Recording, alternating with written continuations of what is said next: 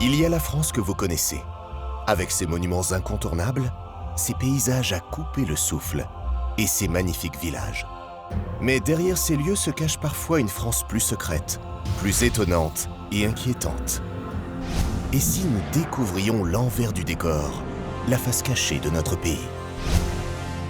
La France regorge de lieux bâtis pour mettre en scène le pouvoir.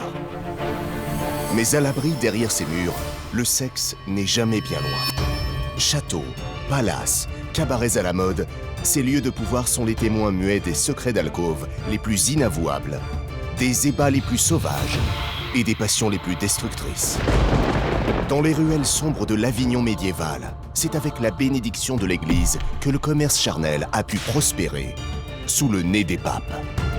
Beaucoup de bordel, beaucoup de prostitution, beaucoup de délinquance. Ça fait du coup un cocktail un petit peu explosif. Pour les puissants, le sexe est avant tout affaire de domination.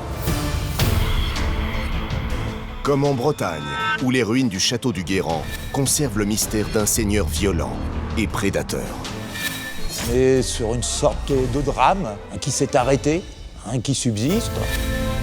Mais aussi en Provence, à Lacoste, où le marquis de Sade a laissé libre cours à ses instincts les plus pervers.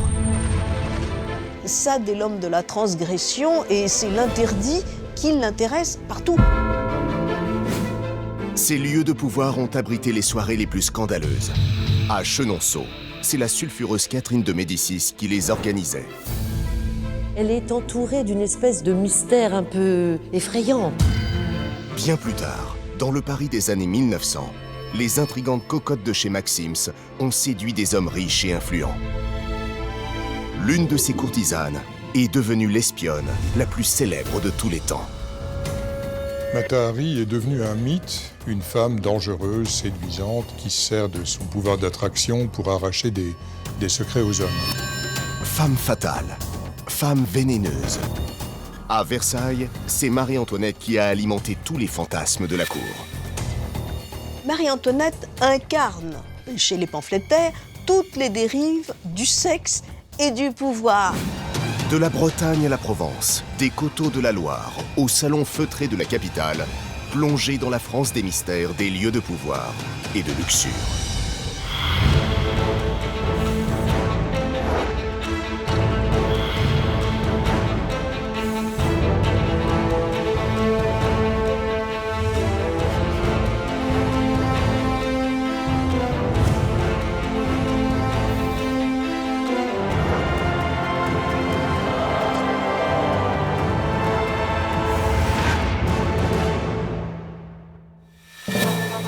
Notre périple débute au Moyen-Âge.